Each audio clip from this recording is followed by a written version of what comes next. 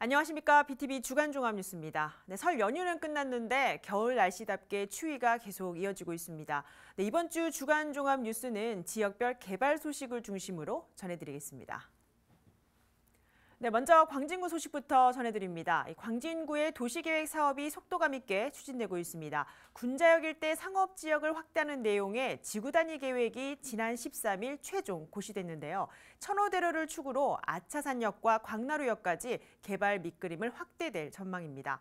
첫 소식 김진중 기자가 보도합니다. 지하철 5호선과 7호선을 이용할 수 있는 더블 역세권인 군자역입니다. 어린이 대공원과 아차산, 세종대와 능마루 마세거리 등 지역의 명소도 근거리에 자리하고 있습니다. 천호대로와 능동로가 교차해 지역에선 교통 요충지로 꼽히는 군자역 지구. 군자역 일대 상업지역 확대를 주요 내용으로 담은 지구단위 계획이 최종 고시되면서 이 일대 개발에 대한 기대가 모아지고 있습니다. 군자역 지구단위 계획 대상지는 중곡동 157-1번지 일대 약 16만 제곱미터입니다. 4만 7천여 제곱미터에 달했던 상업지역은 7만 1,700여 제곱미터로 약 2만 5천 제곱미터 증가됐습니다. 이번 지구단위 계획에서 가장 큰 변화는 천호대로를 축으로 양쪽에 특별 계획구역이 지정됐다는 겁니다. 이곳에선 세부 개발 계획을 수립할 경우 3종 일반 주거지역에서 일반 상업지역으로 용도 변경이 가능합니다. 2배에서 2.5배, 용적률 상승 효과를 볼 수 있습니다. 군은 이번 지구단위 계획 변화로 군자역 일대가 업무, 주거가 어우러진 비즈니스 중심지가 될 것으로 기대하고 있습니다. 더 규모 있고 다양한 용도의 복합 고밀 개발과 안전하고 편리하게 가로 환경을 개선할 것으로 기대하고 있습니다. 기존 지구단위 계획에서는 상업지역에서 공동주택 건축이 불가능했습니다. 이번 변경 결정으로 주상복합 건축물은 가능해져 주거 기능이 더욱 강화될 것입니다. 광진구는 군자 역세권 개발을 시작으로 올해 상반기 동일로 일대와 중곡역 일대 용도지역 상향 등 도시 재구조화 사업을 추진해 간다는 구상입니다. BTV 뉴스 김진중입니다. 노원 지역은 도봉 운전면허 시험장 개발이 이슈입니다. 노원구 창동 차량기지와 또 도봉 운전면허 시험장 일대의 24만 7천여 제곱미터 부지는 서울에서 손꼽히는 노른자 위의 땅으로 꼽히는데요. 서울시와 노원구는 그동안 이 부지에 바이오 의료산업단지 조성을 추진했지만 도봉 운전면허 시험장 이전에 제동이 걸리면서 2단계 개발이 필요하다는 목소리도 나오고 있습니다. 서주환 기자가 취재했습니다. 노원구 창동 차량기지와 도봉 운전면허 시험장 일대, 면적만 축구장 34개가 넘는 규모로 오는 2026년부터 바이오 의료 산업단지 착공을 목표로 하는 부지입니다.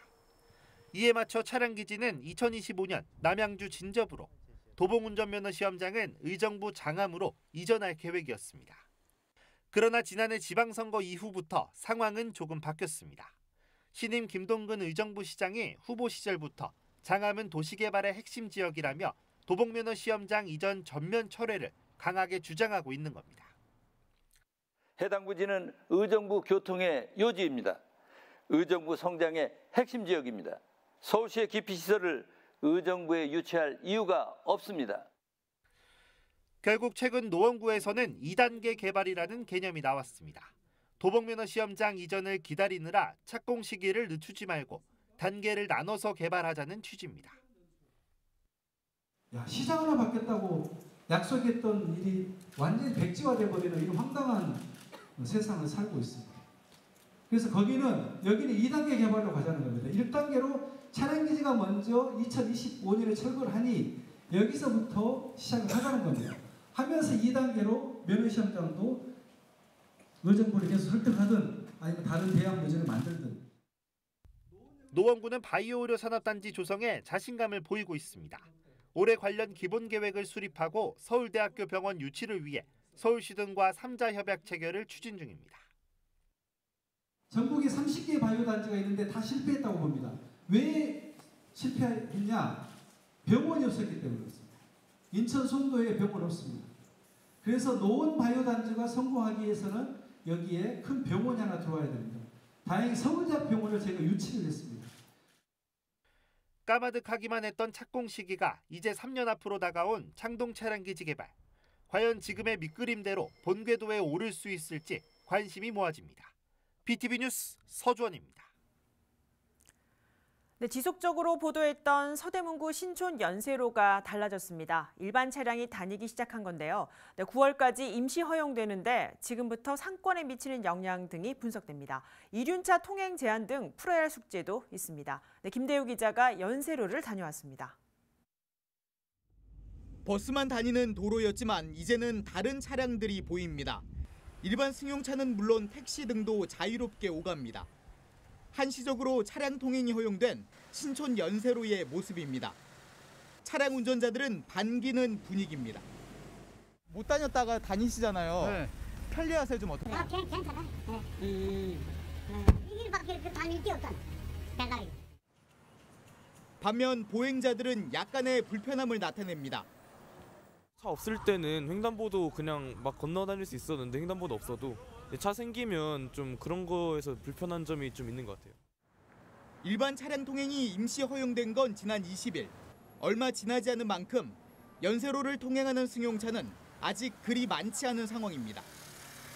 대중교통 전용지구인 연세로는 일단 오는 9월까지 모든 차량이 다닐 수 있습니다.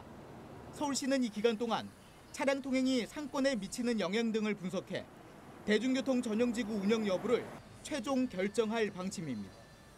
주민들은 정말 살기 위해서 차를 좀 다니게 해달라고 그렇게 얘기를 해서 이제 저희가 그동안 꾸준하게 이 문제를 서울시에 제기도 했었고 오늘에 이르게 됐던 것입니다. 저희로서는 정말 만시치 않지만 굉장히 잘 됐다고 생각을 하고 있고. 다만 이륜차는 통행할 수 없습니다. 보행자 안전 등을 위해서입니다. 하지만 연세로를 다니는 오토바이를 어렵지 않게 찾아볼 수 있어 해결해야 할 과제로 지적되고 있습니다. BTV 뉴스 김대우입니다.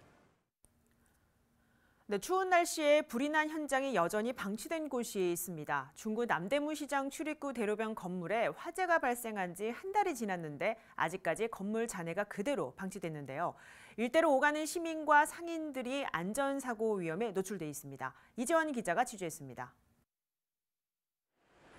남대문 시장으로 들어가는 3번 출입구 인근.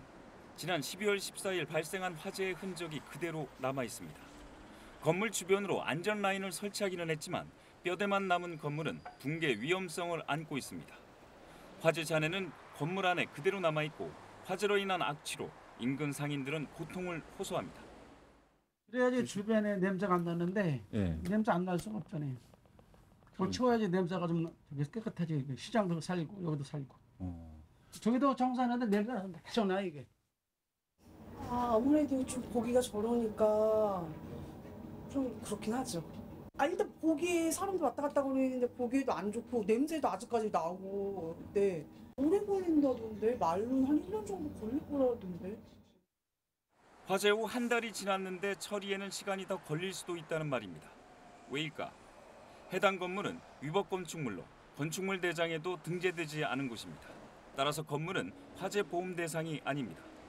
토지주와 세입자가 화재 처리를 해야 하는데 아직 화재 조사 결과가 정확히 나오지 않아 정상적인 절차를 밟지 못하고 있습니다.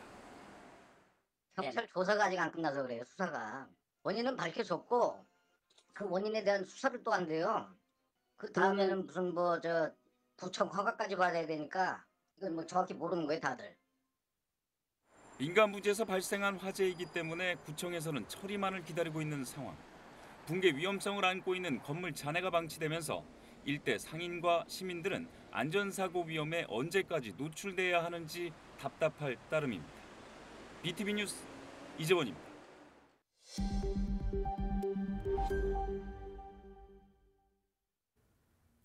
네, 성동구 소식입니다. 성동구 사근동 293번지 일대가 신속 통합기획 2차 후보지로 선정됐습니다. 건물 노후도와 반지하 비율이 높다는 것이 선정 이유인데요. 가뜩이나 열악한 주거 환경 속에서 주민의 기대는 높습니다. 이재원 기자가 취재했습니다. 좁은 골목은 소방도로조차 확보돼 있지 않습니다. 주차장도 턱없이 부족합니다. 총 503가구가 살고 있는데 주차장 면수는 158대에 불과합니다. 전체 건물 156동 가운데 89.1%가 노후 건물입니다.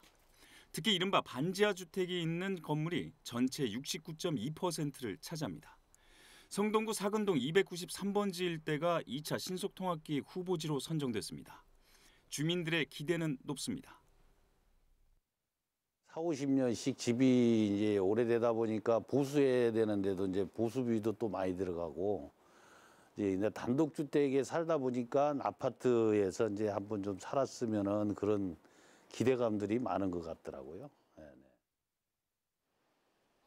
총면적 28,465제곱미터로 지난 2019년 도시재생지역으로 선정된 바 있습니다. 하지만 현재까지 별다른 환경 개선이 없다가 이번에 신속통합기획 후보지로 선정됐습니다. 보통 지구 지정만 해도 한 5년 가까이 걸렸다고 그러는데 저희는 일단 뭐 2년 내에 어떻게든 할 수 있도록 하고 아마 이번에 공모에서도 주민들이 그렇게 찬성 비율이 좀 한 과반수 정도가 일단 동의를 표현하셨고 특별히 반대가 많이 없다 보니까 그 부분에서 어느 정도 협조가 원활하지 않을까. 이번 2차 후보지는 25곳이 선정돼 재개발이 이루어지면 34,000호의 주택이 공급됩니다. BTV 뉴스 이재원입니다. 네, 앞서 보신 대로 서울시가 추진하는 신속통합기획은 서울의 주거 문제를 개선하는 데 의미가 있습니다. 오세훈 시장이 발표한 재개발 정책이 속도를 낼 수 있도록 마련한 건데요. 이런 가운데 재개발이 되기 전에 서울의 달동네 모습을 사진으로 담아 전시회가 열린 곳이 있습니다. 이 소식은 저희 주민통신원이 직접 취재를 하셨습니다. 성동구를 담당하는 서성원 통신원을 화상으로 연결해서 자세한 내용 알아봅니다. 서성원 통신원 나와 계십니까?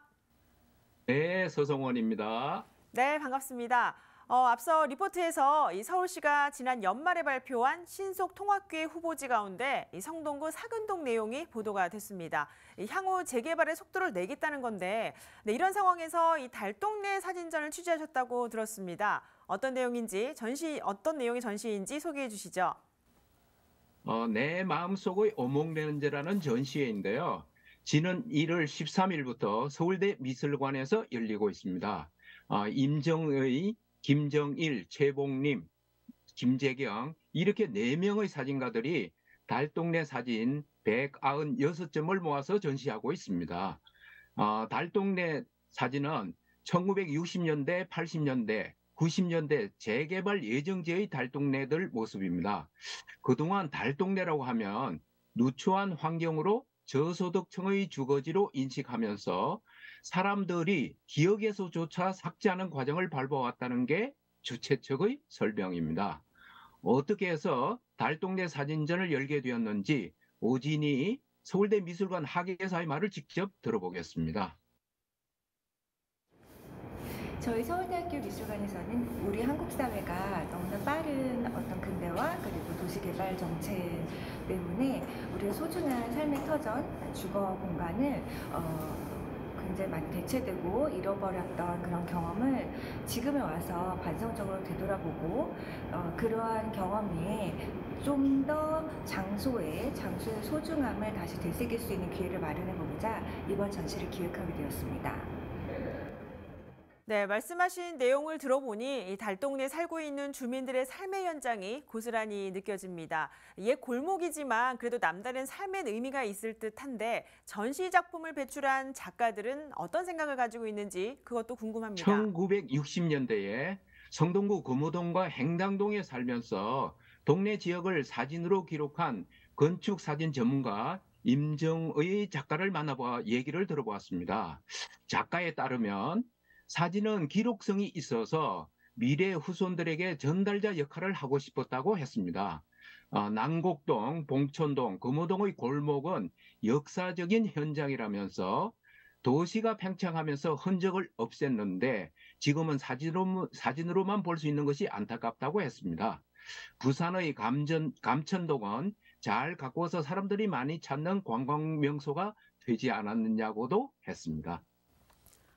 네, 과거에 이 중구 중림동에서 이 지역에 남은 마지막 달동네 모습을 담은 다큐멘터리 사진 전시회가 기억에 남습니다. 이 전시를 관람한 관람객들의 반응은 좀 어떻습니까? 제가 취재를 위해서 전시장을 2번 방문했었습니다. 전시장이 서울대 대학 캠퍼스 안에 있어서 시민들이 방문하는 게 쉽지 않은 곳이고 달동네 사진이어서 시민들이 찾아올까 생각했습니다. 예상과 달리 찾아오는 시민들이 많았습니다. 한 시민의 목소리를 담아보았습니다. 네, 아주 어렸을 때 이런 풍경을 보면서 자랐는데 오랜만에 다시 보니까 되게 감회가 새롭고 이 시절에 살고 계시던 분들은 지금 다 어떻게 살고 계실지 궁금합니다. 네, 잘 봤습니다. 네, 이번 전시회는 사진 전시 외에 다른 행사도 계획돼 있다고 들었습니다. 어떤 행사들을 체험해 볼 수 있는지도 간단히 좀 알려주시죠. 내 마음속의 오목련저 달동네 사진전은 3월 5일까지 열리는데요. 2월 17일에는 전시회와 연계한 세미나가 열릴 예정입니다. 성동구만 해도 신속통합계획 후보지로 지정된 사근동 외에 도시재생 지역이 5곳이고 성수 전략정비구역은 재개발을 추진하고 있습니다. 우리가 사는 이 도시는 오늘만 살 곳이 아닙니다. 보다 장기적인 안목으로 도시 환경을 기획해야 하는데요. 이런 시기에 시민들과 함께 도시 개발에 대해 되돌아볼 기회가 마련되어 있습니다. 네, 여기까지 듣겠습니다. 달동네 사진전을 계기로 현재 서울의 재개발을 다시 한번 되돌아보는 소식이 아닌가 싶습니다. 네, 서성원 통신원 취재하느라 고생 많으셨습니다. 네, 감사합니다.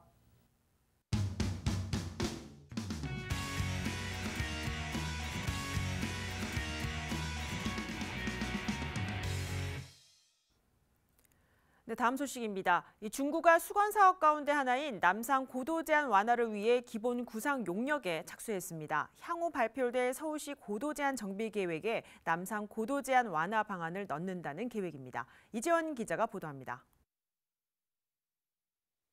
중구 필동과 장충동은 남산 고도지구와 자연경관지구, 역사문화 특화 경관지구 등으로 묶여 있습니다. 두세 개 고도 제한을 받기 때문에 중복 규제를 받고 있는 셈입니다. 서울에서 고도 제한을 받는 곳은 242만 제곱미터, 이 가운데 절반에 해당하는 111만 제곱미터가 중구에 속해 있습니다. 특히 장충, 회연, 타산, 명동, 필동 5곳은 지난 1995년부터 남산 최고 고도지구로 지정돼 개발 행위가 어려웠습니다. 때문에 고도지구 내 건물은 89%가 20년을 넘었고 30년이 지난 건물도 60%에 이릅니다. 중구가 남산 고도 제한 완화를 위한 연구 용역에 착수합니다. 오는 8월까지 마무리해 향후 서울시 고도 제한 정비 계획에 포함시킨다는 계획입니다.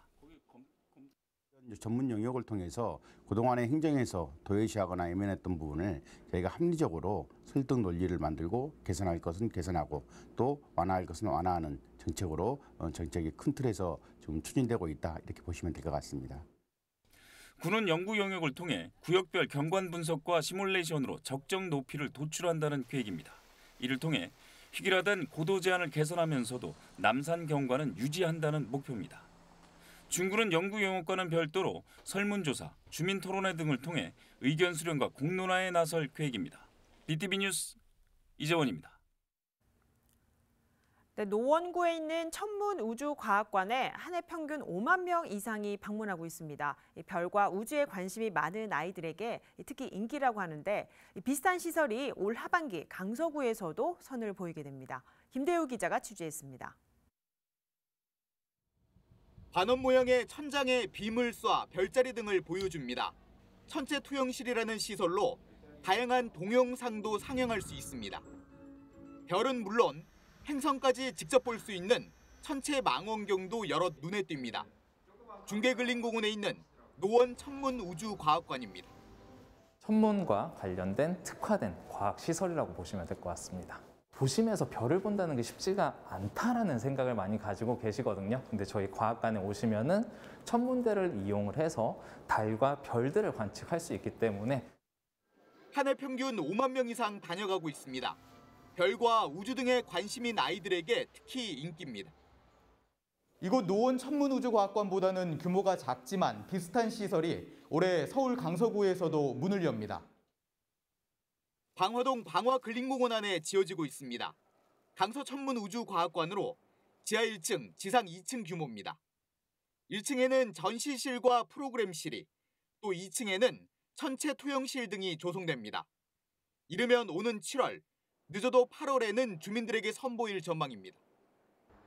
그러나 노원 천문우주과학관에 있는 천체 망원경은 설치되지 않습니다. 강서구청 측은 과학관 공간이 좁다는 점 등을 이유로 들었지만 아쉬움이 남는 대목입니다. BTV 뉴스 김대우입니다. 강북구가 민선 8기 슬로건인 내 삶에 힘이 되는 강북 실현을 위한 구민 아이디어를 공모합니다.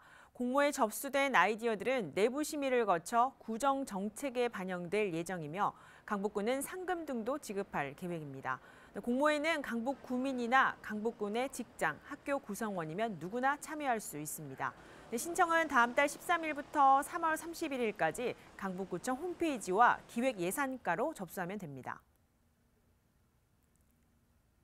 성동구는 국민권익위원회에서 전국 501개 공공기관을 대상으로 실시한 2022년 국민권익위원회 종합청렴도 평가 결과 2등급을 달성했다고 밝혔습니다.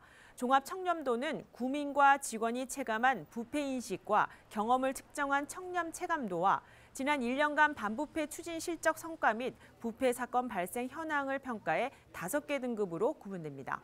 성동구는 종합청렴도 측정 결과 81.8점으로 전국 자치구 평균보다 2.7점 높은 점수를 받아 2등급을 달성했습니다. 네, 이번 주 소식은 여기까지입니다. 서울의 대중교통요금 인상에 대한 시민단체의 공청회가 지난 금요일 서울시의회에서 열렸습니다. 서울시 관계자 참석 없이 진행된 건데 서울시는 당초 다음 달 1일 예고한 공청회를 10일로 연기했습니다. 서울 시민의 대표 교통수단인 대중교통요금 인상에 대한 찬반 의견이 분분한 만큼 보다 합리적인 대안이 모색될 수 있을지 저희가 관련 내용을 후속적으로 취재해서 보도해드리도록 하겠습니다. 네, 겨울에 날씨가 꽤 춥습니다. 건강에 유의하시기 바라면서 저희는 지역 주민, 더 나아가 서울 시민의 가치를 담은 소식을 전하기 위해 정확한 뉴스로 찾아뵙겠습니다. 네, 건강한 주말 보내시기 바랍니다. 시청해주신 여러분 고맙습니다.